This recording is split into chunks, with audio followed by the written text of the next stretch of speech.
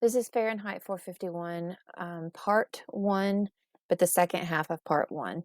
Um, if you'll remember, Montag has been called to fight a fire in his world. They've been called to a house where they have found a large supply of books, and there's a woman there, and to she refuses to leave the house. So when Montag comes in, he's overwhelmed with all of the books that she has there, and he has this sense of desire to read them or to look through them or to figure out what are in them.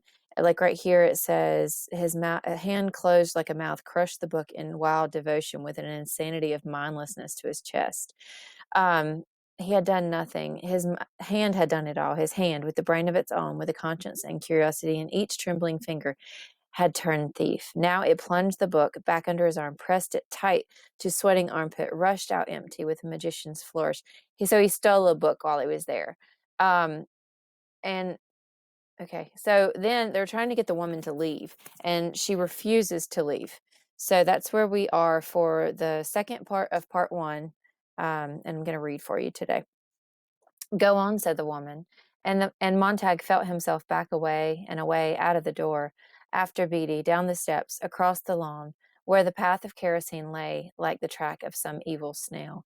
On the front porch, where she had come to weigh them quietly with her eyes, her quietness a condemnation, the woman stood motionless. Beatty flicked his fingers to spark the kerosene. He was too late. Montag gasped.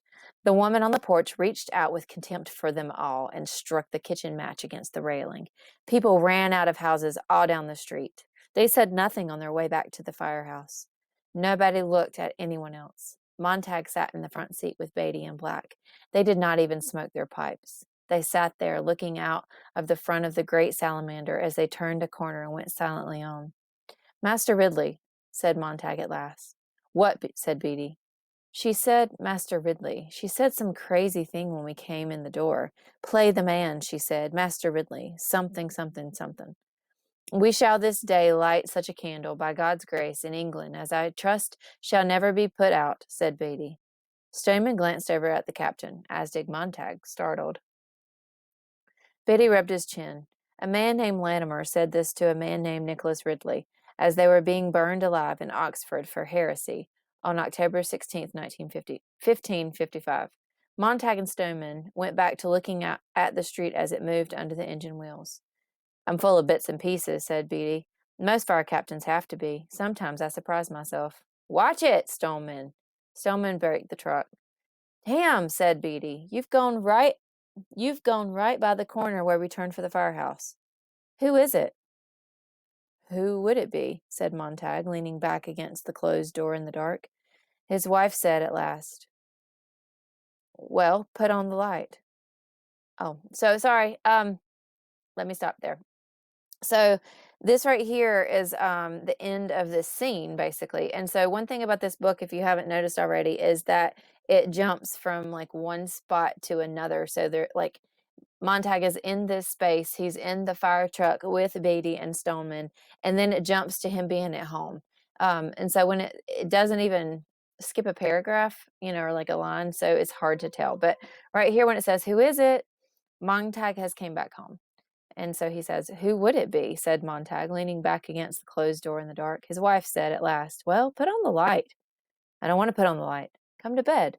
She heard him roll impatiently. The bed spring squealed. "Are you drunk?" she said. So it was the hand that started it all. He felt one hand and then the other work his coat free and let it slump to the floor. He held his pants out into an abyss and let them fall into darkness. His hands had been infected, and soon it would be his arms. He could feel the poison working up his wrists and into his elbows and shoulders, and then the jump over from shoulder blade to shoulder blade like a spark leaping a gap. His hands were ravenous. So think about what it is that he's doing. What did he steal at the fire? And what is he struggling with that he has on his person? His eyes were beginning to feel hunger, as if they must look at something, anything, everything. His wife said, "What are you doing?" He balanced in space with the book in his sweating cold fingers. A minute later, she said, "Well, don't just stand there in the middle of the floor." He made a small sound. "What?" she asked. He made more soft sounds. He stumbled toward the bed and shoved the book clumsily under the cold pillow. He fell into his bed, and his wife cried out, startled. He lay far across the room from her, on a winter island separated by an empty sea. She talked to him for what seemed like a long while, and she talked about this and she talked about that, and it was only words, like the words he had heard once in a nursery at a friend's house, a 2-year-old child building word patterns, talking jargon, making pretty sounds in the air. But Montag said nothing, and after a while, when he only made the small sounds, he felt her move in the room and come to his bed and stand over him and put her hand down to feel his cheek. She knew that when she pulled her hand away from his face, it was wet. He'd been crying. Okay, so this part right here, like she wants to talk to him. He really doesn't want to talk to her. He's struggling with the book that he stole. He does not have a connection with his wife, Mildred, at all. So, like right here, when it says he lay far across the room from her on a winter island separated by an empty sea, he's basically saying that they have nothing in common. They have no connection. He feels completely isolated from her. And okay, so late in the night, he looked over at Mildred. She was awake. There was a tiny dance of melody in the air. Her seashell was tapped into her ear again, and she was listening to far people in far places, her eyes wide and staring at the fathoms of blackness above her in the ceiling. Wasn't there an old joke about the wife who talked too much on the telephone, that her desperate husband ran out to the nearest store and telephoned her to ask what was for dinner? Well, then, why didn't he buy himself an audio seashell broadcasting station and talk to his wife late at night? Murmur, whisper, shout, scream, yell. What would he whisper? What would he yell? What could he say? And suddenly she was so strange she couldn't believe he knew her at all. He was in someone else's house, like all those other jokes people told of the gentleman drunk coming home late at night, unlocking the wrong door, entering the wrong room, and betting with a stranger and getting up early and going to work, and neither of them being the wiser. Milly, he whispered. What? I didn't mean to startle you. What I want to know is, well, when did we meet? And where? When did we meet for what? She asked. I mean, originally. He knew she must be frowning in the dark. He clarified it. The first time we ever met. Where was it? And when? Why, it was at. She stopped. I don't know, she said. He was cold. Can't you remember? It's been so long. Only 10 years, that's all. Only 10. Don't get excited. I'm trying to think. She laughed an odd little laugh that went up and up. Funny. How funny not to remember where or when you met your husband or wife. He lay massaging his eyes, his brow, the back of his neck, slowly. He held both hands over his eyes and applied a steady pressure there as if to crush memory into place. It was suddenly more important than any other thing in a lifetime that he knew where he had met Mildred. It doesn't matter. She was up in the bathroom now, and he heard the water running and swallowing sounds she made. No, I guess not, he said. He tried to count how many times she swallowed, and he thought of the visit from the two zinc oxide faced men with the cigarettes in their straight line mouths and the electronic eyed snake winding down into the layer upon layer of night and stone and stagnant spring water. He wanted to call out to her, How many have you taken tonight? The capsules. How many will you take later and not know, and so on, every hour, and maybe not tonight, tomorrow night, and me not sleeping tonight or tomorrow night or any night for a long while, now that this has started. And then he thought of her lying on the bed with the two technicians standing straight over her, not bent with concern, only standing straight, arms folded. He remembered thinking then that if she died, he was certain he wouldn't cry. For it would be the dying of the unknown, a street's face, a newspaper image. And it was suddenly so very wrong that he had begun to cry, not at death, but at the thought of not crying at death. A silly, empty man near a silly, empty woman, while the hungry snake made her still more empty. So I wonder why he is upset here. Think about, why is he so frustrated with her? And why did she have to get out of the bed to go take pills after he asked her when they met and neither one of them could remember it? So what is she trying to forget and what is he so frustrated about? Okay. How do you get so empty, he wondered. Who takes it out of you? And that awful flower the other day, the dandelion, it summed up everything, hadn't it? What a shame. You're not in love with anyone. And why not? He's talking about Clarice there. Well, wasn't there a wall between him and Mildred when you came down to it? Literally, not just one wall, but so far three. And expensive too. And the uncles, the aunts, the cousins, the nieces, the nephews that lived in those walls, the gibbering pack of tree apes that said nothing, nothing, nothing. And it said it loud, loud, loud. He had taken to calling them relatives from the very first. So remember that here he's talking about the characters in the TV that Mildred talks to like they're her family members. Like she's so hyper focused on them that she can't spend any time talking to Montag and like connecting with him, but she's always connecting with these people in the TV. So much so that he like ironically calls them relatives. How's Uncle Louis today? Who? And Aunt Maud. The most significant memory he had of Mildred, really, was of a little girl in a forest without trees. How odd.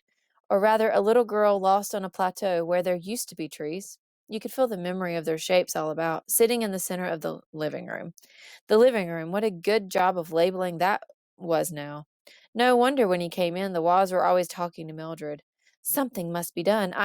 Yes, something must be done. Well, let's not stand and talk. Let's do it. I'm so mad I can spit. What was it all about? Mildred couldn't say. Who was mad at whom? Mildred didn't quite know. What were they going to do? Well, said Mildred, wait around and see. He had waited around to see. A great thunderstorm of sound gushed from the walls. Music bombarded him at such an immense volume, that his bones were almost shaken from their tendons. He felt his jaw vibrate, his eyes wobble in his head. He was a victim of a concussion.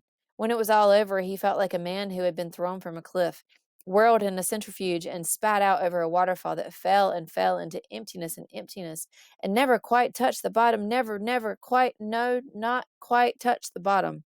And you fell so fast you didn't touch the sides either, never quite touched anything.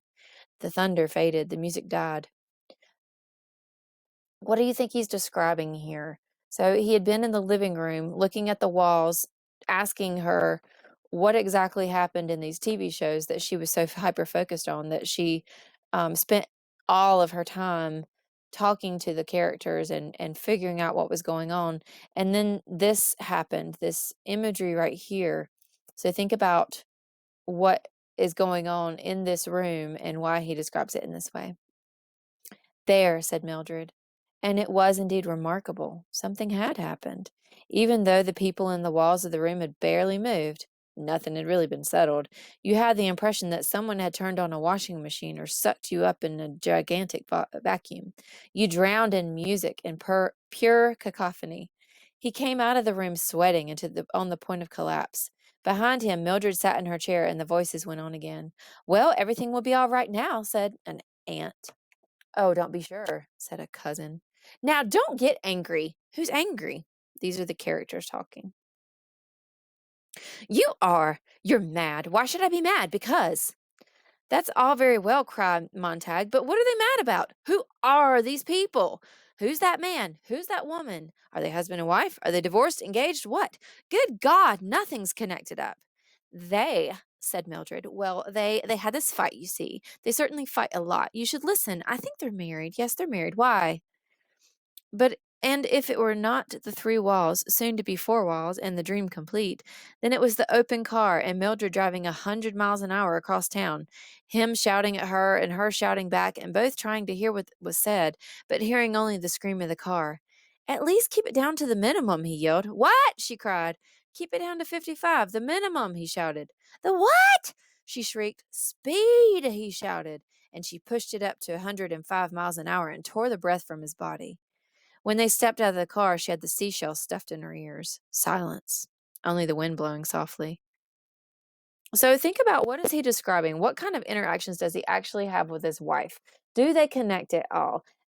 When he tries to connect, what happens? What is keeping them from connecting? Mildred. He stirred in bed. He reached over and pulled one of the tiny musical insects out of her ear. Mildred. Mildred. Yes, her voice was faint. He felt he was one of the creatures electronically inserted between the slots of the photocolor walls, speaking, but the speech not piercing the crystal barrier. He could only pantomime, hoping she would turn his way and see him. They could not touch through the glass. Mildred, do you know that girl I was telling you about? What girl? She was almost asleep. The girl next door. What girl next door? You know, the high school girl. Clarice, her name is. Oh, yes, said his wife. I haven't seen her for a few days, 4 to be exact. Have you seen her? No. I meant to talk to you about her. Strange. Oh, I know the one you mean. I thought you would. Her, said Mildred in the dark room. What about her? Asked Montag. I meant to tell you. Forgot. Remember, she's had pills, so she's probably getting ready to pass out. Tell me now, what is it? I think she's gone. Gone? The whole family moved out somewhere, but she's gone for good. I think she's dead. We couldn't be talking about the same girl. No, the same girl. McClellan. McClellan. Run over by a car 4 days ago. I'm not sure. I think she's dead. The family moved out anyway, but I don't know. But I think she's dead. You're not sure of it? No, not sure. Pretty sure. Why didn't you tell me sooner? Forgot. 4 days ago? I forgot all about it. 4 days ago, he said quietly, laying there. They lay there in the dark room, not moving, either of them. Good night, she said. He heard a faint rustle. Her hands moved. The electric thimble moved like a praying mantis on the pillow, touched by her hand. Now it was in her ear again, humming. He listened, and his wife was singing under her breath. Outside the house, a shadow moved. An autumn wind rose up and faded away, but there was something else in the silence that he heard. It was like a breath exhaled upon the window. It was like a faint drift of greenish luminescent smoke, the motion of a single huge October leaf blowing across the lawn and away. The hound, he thought, is out there tonight. It's out there now. If I open the window. He did not open the window. He had chills and fever in the morning. You can't be sick, said Mildred. So now it's morning time. He closed his eyes over the hotness. Yes, but you were all right last night. No, I was not. I wasn't all right. He heard the relatives shouting in the parlor. Mildred stood over his bed curiously. She felt him there. She saw her. He saw her without opening his eyes. Her hair burnt by chemicals to a brittle straw. Her eyes with a kind of cataract unseen, but suspect far behind the pupils. The red and pouting lips. The body as thin as a praying mantis from dieting, and her flesh like white bacon. He could remember her no other way. He does not sound like he likes her very much at all. Will you bring me aspirin and water? You've got to get up, she said. It's noon. You've slept 5 hours later than usual. Will you turn the parlor off? He asked. That's my family. Will you turn it off for a sick man? I'll turn it down. She went out of the room and did nothing to the parlor and came back. Is that better? Thanks.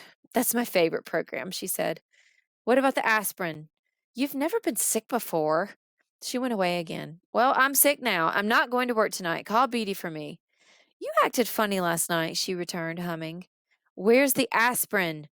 He glanced at the water glass she handed him. Oh, she walked into the bathroom again. Did something happen? A fire is all. I had a nice evening, she said in the bathroom. Doing what? The parlor. What was on? Programs. What programs? Some of the best ever. Who? Oh, you know, the bunch. Yes, the bunch, the bunch, the bunch. He pressed at the pain in his eyes, and suddenly this odor of kerosene made him vomit. Mildred came in humming. She was surprised. Why'd you do that? He looked with dismay at the floor. We burned an old burnt woman with her books. It's a good thing the rug's washable. She fetched a mop and worked on it. I went to Helen's last night. So she totally ignores what he says about burning a woman. Couldn't you get the shows in your own parlor? Sure, but it's nice visiting. She went out into the parlor. He heard her singing. Mildred, he called. She returned, singing, snapping her fingers softly. Aren't you going to ask me about last night? He said. What about it? We burned 1,000 books. We burned a woman. Well, the parlor was exploding with sound. We burned copies of Dante and Swift and Marcus Aurelius. Wasn't he European? Something like that. Wasn't he a radical? I never read him. He was a radical. Mildred fiddled with the telephone. You don't expect me to call Captain Beatty, do you? You must. You must! Don't shout. I wasn't shouting. He sat up in bed, suddenly enraged and flushed and shaking. The parlor roared in the hot air. I can't call him. I can't tell him I'm sick. Why? Because you're afraid, he thought, of a child feigning sickness, afraid to call because after a moment's discussion, the conversation would run so, Yes, Captain, I feel better already. I'll be in at 10 o'clock tonight. You're not sick, said Mildred. Montag fell back in bed. He reached under the pillow. The hidden book was still there. Mildred, how about if, how would it be if, well, maybe I quit my job a while? You want to give up everything after all these years of working because one night some woman and her books, you should have seen her, Millie. She's nothing to me. She shouldn't have had books. It was her responsibility. She should have thought of that. I hate her. She's got you going, and next thing you know, we'll be out. No house, no job, nothing. You weren't there. You didn't see it, he said. There must be something in books, something we can't imagine. To make a woman stay in a burning house, there must be something there. You don't stay for nothing. She was simple minded. She was as rational as you or I, perhaps more so, and we burned her. That's water under the bridge. No, not water, fire. Have you ever seen a burned house? It smolders for days. Well, this fire'll last me the rest of my life. God, I've been trying to put it out in my mind all night. I'm crazy with trying. You should have thought about that before becoming a fireman. Thought, he said. Was I given a choice? My grandfather and father were firemen. In my sleep, I ran after them. The parlor was playing a dance tune. This is the day you go on the early shift, said Mildred. You should have gone 2 hours ago. I just noticed. It's not just the woman that died, Montag said. Last night I thought about all the kerosene I've used in the past 10 years, and I thought about books. And for the first time, I realized that a man was behind each one of the books. A man had to think them up. A man had to take a long time to put them down on paper. And I've never even thought about that before. He got out of bed. It took some man a lifetime, maybe, to put some of his thoughts down, looking around at the world and life, and I came along in 2 minutes and boom, it's all over. Leave me alone, said Mildred. I didn't do anything. Leave you alone? That's all very well, but how can I leave myself alone? We need not to be let alone. We really need to be bothered once in a while. How long has it been since you were really bothered about something important, about something real? And then he shut up, for he remembered last week and the two white stones staring up at the ceiling, and the pump snake with the probing eye, and the two soap faced men with the cigarettes moving in their mouths while they talked. But that was another Mildred. That was a Mildred so deep inside this one and so bothered, so really bothered that the two women had never met. He turned away.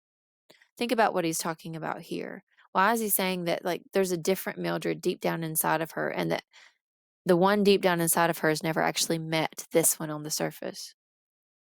Mildred said, Well, now you've done it. Out front of the house, look who's here.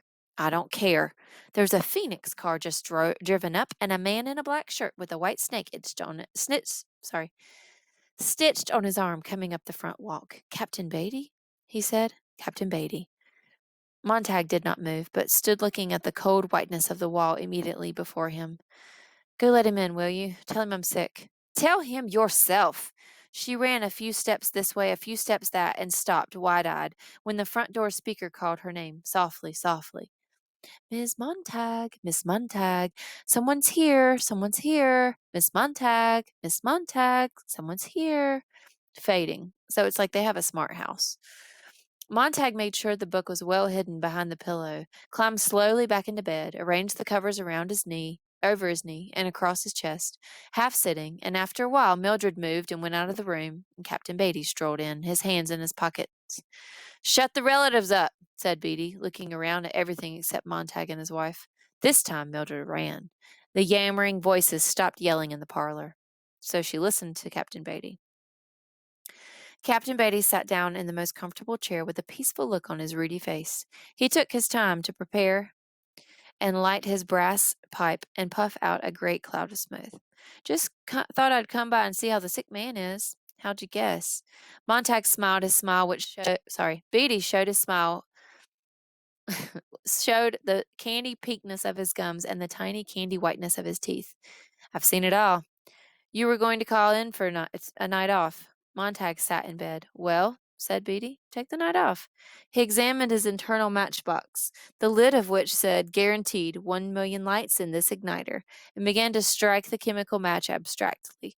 Blow out, strike, blow out, strike. Speak after a few words, blow out. He looked at the flame, he blew, he looked at the smoke. When will you be well? Tomorrow, the next day, maybe. First of the week. Beatty puffed his pipe. Every fireman, sooner or later, hits this. They only need understanding to know how the wheels run, need to know the history of our profession. They don't feed it to rookies like they used to. Damn shame. Puff. Only fire chiefs remember it now. Puff. I'll let you in on it. Mildred fidgeted. Beatty took a full minute to settle himself and think back for what he wanted to say. When did it all start, you ask? This job of ours. How did it come about? Where? When? Well, I'd say it really got started around about a thing called the Civil War, even though our rule book claims it was founded earlier. The fact is, we didn't get along very well until photography came into its own. Then, motion pictures in the early 20th century. Radio, television, things began to have mass. Montag sat in bed, not moving. And because they had mass, they became simpler, said Beatty. Once books appealed to a few people, here, there, everywhere. They could afford to be different. The world was roomy. But then the world got full of eyes and elbows and mouths. Double, triple, quadruple population. Films and radios, magazines, books leveled down to a sort of paste pudding norm. You know what I mean? Follow me? So when it says things were leveled down to a sort of pace putting norm, it means that like they started simplifying things. Books became less complex, easier to follow. They weren't as deep, like you didn't have to really think. They were just more of blind entertainment, that kind of thing. I think so. Beatty peered at the smoke pattern he'd put out in the air. Picture it, 19th century man with his horses, dogs, carts, slow motion. Then, in the 20th century, speed up your camera. Books got cut shorter. Condensations, digests, tabloids.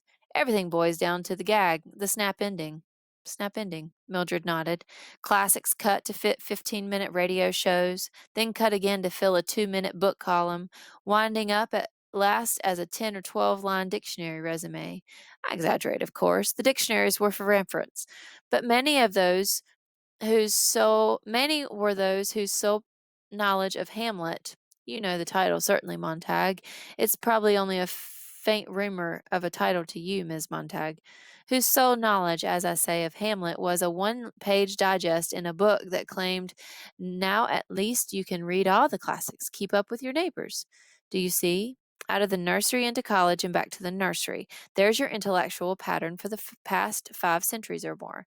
So if you look at this part right here, Beatty is describing the course of knowledge and the way that it has changed throughout the past 5 centuries. It started out with, like the really educated and wealthy, they had time to sit around and read books. There was lots of time.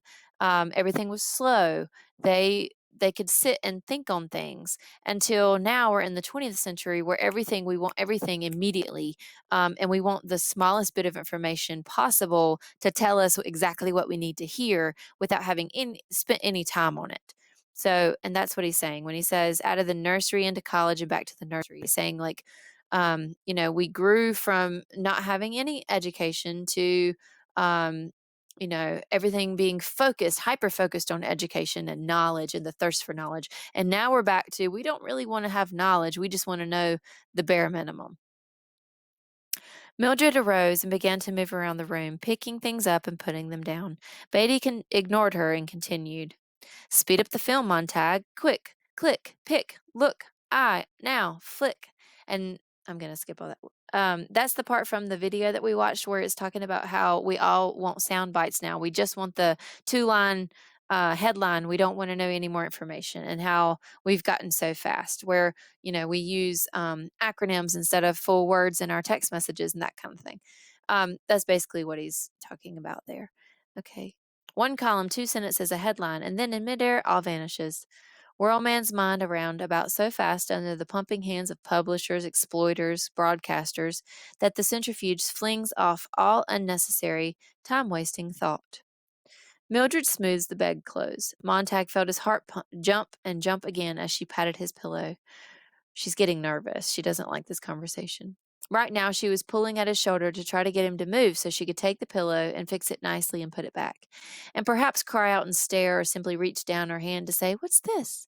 and hold up the hidden book with the touching innocence. School was shortened, discipline relaxed, philosophies, histories, languages dropped, English and spelling gradually neglected, and finally almost completely ignored. Life is immediate, the job counts. Pleasure lies all about after work. Why learn anything save pressing buttons, pulling switches, fixing nuts and bolts? Fitting nuts and bolts. "Let me fix your pillow," said Mildred. "No," whispered Montag. "The zipper displaces the button, and the man lacks just that much time to think while dressing. At dawn, a philosophical hour, and thus a melancholy hour." So again, it's talking about how things have changed so that we don't really focus on thought anymore. Mildred says, "Here, get away," said Montag. "Life becomes one big pratfall, Montag. Everything bang, boof, and wow." "Wow," said Mildred, yanking at the pillow. "For God's sake, let me be!" cried Montag passionately. Beatty opened his eyes wide. Mildred's hand had frozen behind the pillow. Her fingers were tracing the book's outline, and as the shape became familiar, her face looked surprised and then stunned. Her mouth opened to ask a question. "Empty the theaters, save for clowns, and furnish the rooms with glass walls and pretty colors, running up and down the walls like confetti or blood or sherry or sauterne. You like baseball, don't you, Montag? Baseball's a fine game. Now, Beatty, almost invisible, a voice somewhere behind a screen of smoke. "What's this?" asked Mildred, almost with delight. Montag heaved back against her arms. "What's this here?" "Sit down!" Montag shouted. She jumped away, her hands empty. "We're talking!" Beatty went on as if nothing had happened. "You like bowling, don't you, Montag?" "Bowling, yes. And golf?" "Golf's a fine game. Basketball? A fine game. Billiards, then? Pool? Football? Fine games, all of them. More sports for everyone. Group spirit, fun, and you don't have to think, eh? Organize and super, super sports. More cartoons and books, more pictures. The mind drinks less and less. Impatience. Highways full of people going somewhere, somewhere. Somewhere, nowhere. The gasoline refugees, sorry. Towns turn into motels, people in nomadic surges from place to place, following the moon tides, living tonight in the room where you slept this noon and I the night before. And he's continuing to explain how our society's culture has shifted to everything's about entertainment here with the sports. It means that we don't have to think, we don't have to question. The mind drinks less and less. That's talking about we don't have to actually use our brains. That nobody can sit still. Everybody's always on the move, going somewhere. Mildred went out of the room and slammed the door. The parlor aunts began to laugh at the parlor uncles. "Now let's take the minorities in our civilization, shall we? Bigger the population, the more minorities. Don't step on the toes of the dog lovers, the cat lovers, the doctors, lawyers, merchants, chiefs, Mormons, Baptists, Unitarians, second generation Chinese, Swedes, Italians, Germans, Texans, Brooklynites, Irishmen, people from Oregon or Mexico. The people in this book, that play, this TV serial are not meant to represent any actual painters, cartographers, mechanics anywhere. The bigger your market, Montag, the less you handle controversy. Remember that. All the minor minorities with their navels to be kept clean. Authors full of evil thoughts lock up your typewriters. They did. Magazines became a nice blend of vanilla tapioca. Books, so the damned snobbish critics say, were dishwater water. No wonder books stopped selling, the critics said. But the public, knowing what it wanted, spinning happily, let the comic books survive. And from the three-dimensional sex magazines, of course. There you have it, Montag. It didn't come from the government down. There was no dictum, no declaration, no censorship to start with, no. Technology, mass exploitation, and minority pressure carried the trick. Thank God. Today, thanks to them, you can stay happy all the time. You are allowed to read comics, the good old confessions, or trade journals. Okay, so this is really, really important. He's saying here that not only has our culture changed to um, adapt to our need for speed, our need for everything to be given to us immediately, and not have to think really hard about anything. He says also the other thing that pushed the change. to banish books was because of this right here. So, whenever we talk about politically correctness. So, Ray Bradbury, through Beatty, he says that the reason that we've changed to this idea that books, newspapers, magazines, that they all breed discontent. It has to do also with the fact that anything that you write can offend somebody, and how there's so many groups of people that were in the book and in the story that were offended about all of the different ideas that were shared, that the people in the society decided that it was better to not share any ideas. And so that's what this paragraph right here is saying. Keep going. We're almost done, guys. Okay. Yes, but what about the firemen then? Asked Montag. Ah, Beatty leaned forward in the faint mist of smoke from his pipe. What more easily explained and natural? With school turning out more runners, jumpers, racers, tinkers, grabbers, snatchers, flyers, and swimmers instead of examiners, critics, knowers, and imaginative creators, the word intellectual, of course, became the swear word it deserved to be. You always dread the unfamiliar. Surely you remember the boy in your own school class who was exceptionally bright, did most of the reciting and answering while the others sat like so many leaden idols, hating him. Wasn't it that this bright boy you selected for beatings and tortures after hours? Of course it was. We must all be alike. Not everyone born free and equal, as the Constitution says, but everyone made equal. Each man the image of every other. Then all are happy. There are no mountains to make them cower, to judge themselves against. So, a book is a loaded gun in the house next door. Burn it. Take the shot from the weapon. Breach man's mind. Who knows who might be the target of a well-read man? Me? I won't stomach them for a minute. And so when houses are finally fireproofed completely all over the world, you were correct in your assumption the other night. There was no longer need of firemen for the old purposes. They were given the new job as custodians of our peace of mind, the focus of our understandable and rightful dread of being inferior. Official censors, judges, and executors. That's you, Montag, and that's me. So this part right here, he starts off with talking about the bright boy in class. So let's see. Okay, it says intellectual became the swear word it deserved. So, how did the society start to feel about people who were considered smart? And he uses an example of not a specific person, but he says, "Hey, you remember in class when you were in school, there's always the nerd. There's always the kid that knows everything. He answers all the questions, he does all the work, he makes everybody else look like an idiot. He's the guy that everybody hated." And that's what he asks Montag, wasn't he? Isn't he the kid that y'all picked on, that y'all beat up, that y'all took advantage of?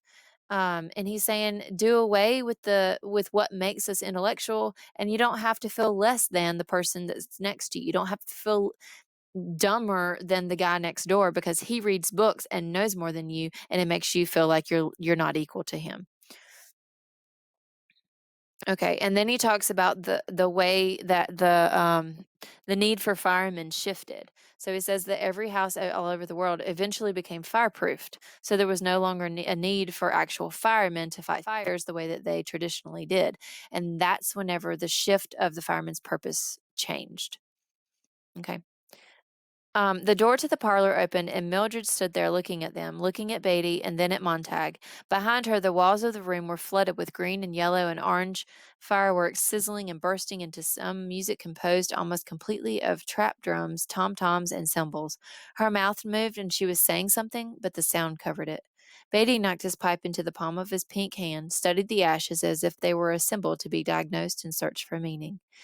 You must understand that our civilization is so vast that we can't have our minorities upset and stirred. Ask yourself, what do you want in this country? Above all, people want to be happy. Isn't that right? Haven't you heard it all your life? I want to be happy, people say. Well, aren't they? Don't we keep them moving? Don't we give them fun? That's all we live for, isn't it? For pleasure, for titillation? You must admit our culture provides plenty of these. Yes. Montag could lip read what Mildred was saying in the doorway. He tried not to look at her mouth. because then Beatty might turn and read what was there too. Colored people don't like Little Black Sambo. Burn it. White people don't feel good about Uncle Tom's Cabin. Burn it. Someone's written a book about tobacco and cancer of the lungs. The cigarette people are weeping. Burn the book. Serenity, Montag. Peace, Montag. Take your fight outside. Better yet, into the incinerator. Funerals are unhappy and pagan. Eliminate them too. 5 minutes after a person is dead, boom, he's on his way to the big flu. The incinerator's serviced by helicopters all over the country. 10 minutes after a death, a man's a speck of black dust. Let's not quibble over individuals with memoriams. Forget them. Burn them all. Burn everything. Fire is bright. Fire is clean. So he's justifying why there is the need for the firemen. The fireworks died in the parlor behind Mildred. She had stopped talking at the same time, a miraculous coincidence. Montag held his breath. There was a girl next door, he said slowly. She's gone now. Dead, I think. I can't even remember her face. But she was different. How did she happen? Biddy smiled. Here or there. That's bound to occur. Clarice McClellan? We've a record on her family. We've watched them carefully. Heredity and environment are funny things. You can't rid yourself of all the odd ducks in just a few years. The home environment can undo a lot you try to do at school. So this is almost like a twist on like what we can traditionally consider education to be. So, like, education in our school system is supposed to be about giving you knowledge, helping you expand your ideas, learn things, think ideas that you know would maybe even expand and expound on what you learn at home. In this society, we've we see where education is about kind of undoing those things. All right. The home environment can undo a lot you try to do at school. That's why we've lowered the kindergarten age year after year until now. We're almost snatching them from the cradle. We had some false alarms on the McClellans when they lived in Chicago. Never found a book. Uncle had a mixed record, antisocial. The girl, she was a time bomb. The family had been feeding her subconscious. I'm sure from what I saw of her school record. She didn't want to know how a thing was done, but why. That can be embarrassing. You ask why to a lot of questions and you wind up very unhappy indeed if you keep at it. The poor girl's better off dead. Yes, dead. Luckily, queer ones like her don't happen often. We know how to nip most of them in the bud early. You can't build a house without nails and wood. If you don't want a house built, hide the nails and wood. If you don't want a man unhappy politically, don't give him two sides to a question to worry him. Just give him one. Better yet, give him none. Let him forget there is such a thing as war. If the government is inefficient, top heavy, and tax mad, better it be all those than that people worry over it. Peace, Montag. Give the people contests they win by remembering the words to more popular songs and the names of state capitals and how much corn Iowa grew last year. Cram them full of non combustible data, combustible. Chock them so damn full of facts they feel stuffed, but absolutely brilliant with information. Then they'll feel like they're thinking. They'll get a sense of motion without moving, and they'll be happy because facts of that sort don't change. Don't give them any slippery stuff like physiology or sociology to tie things up with. That way lies melancholy. Any man who can take a TV wall apart and put it back together again, and most men can nowadays, is happier than any man who tries to slide rules, reason, sorry, who tries to slide, rule, measure, and equate the universe, which just won't which just won't be measured or equated without making a man feel bestial and lonely. I know. I've tried it. To hell with it. So bring on your clubs and your parties, your acrobats and magicians, your daredevils, jet cars, motorcycle helicopters, your sex and heroin, more of everything to do with automatic reflex. If the drama is bad, if the film says nothing, if the play is hollow, sting me with a theremin loudly. I'll think I'm responding to the play when it's only a tactile reaction to vibration. But I don't care. I just like solid entertainment. So this right here, this part right here, it says, sting me with the theremin loudly. I think I'll think I'm responding to the play when it's only a tactile reaction to the vibration. This is what Montag experienced when he went into the parlor or the living room and was asking Mildred what was going on the TV shows, and everything got really, really loud until all he could feel were the vibrations and the sounds. And then she says, "Well, something had to have happened. We're good now."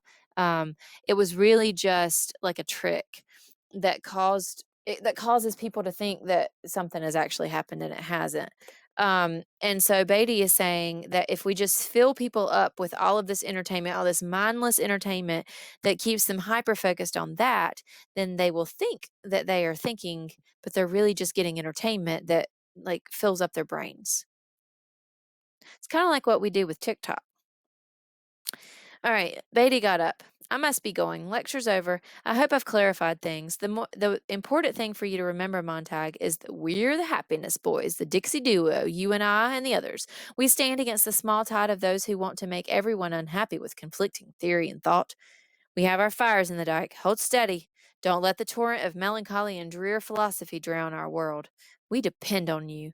I don't think you realize how important you are to our happy world as it stands now. Beatty shook Montag's limp hand. Montag sat still as if the house were collapsing about him and he could not move in the bed. Mildred had vanished from the door. One last thing, said Beatty. At least once in his career, every fireman gets an itch.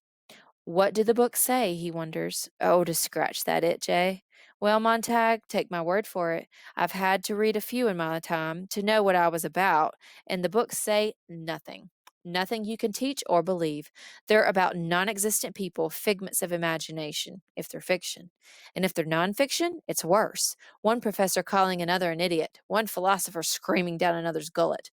All of them running about, putting out the stars and extinguishing the sun. You come away lost. Well, then, what if a fireman accidentally, not really not intending anything, takes a book home with him? Montag twitched. The open door looked at him with its great vacant eye.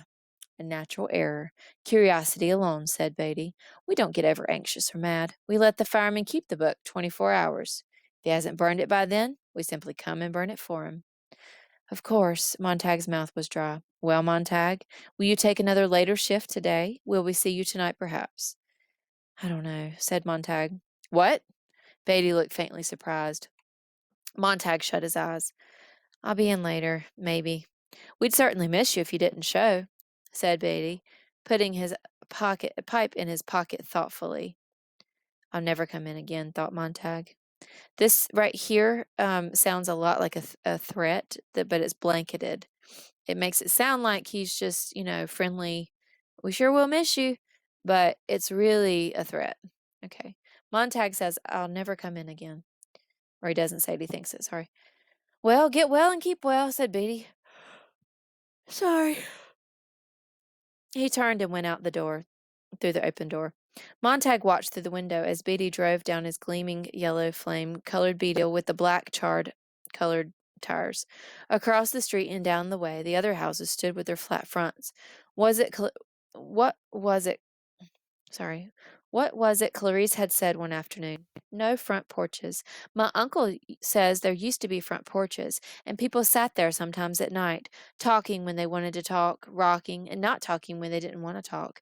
Sometimes they just sat there and thought about things, turned things over in their minds. My uncle says the architects got rid of the front porches because they didn't look well. But my uncle says that was merely rationalizing it. The real reason, hidden underneath, might be they didn't want people sitting like that, doing nothing, rocking, talking. That was the wrong kind of social life. People talked too much, and they had time to think. So they ran off with the porches. The gardens, too. Not many gardens anymore to sit around in. And look at the furniture. No rocking chairs anymore. They're too comfortable. Get people up and running around. My uncle says, and my uncle, her voice faded. Montag turned and looked at his wife, who sat in the middle of the parlor talking to an announcer, who in turn was talking to her. Miss Montag, he was saying, this, that, and the other. Miss Montag, something else, and and still another. The converter attachment, which had cost them $100, automatically supplied her name whenever the announcer addressed his anonymous audience, leaving a blank where the proper syllables could be filled in.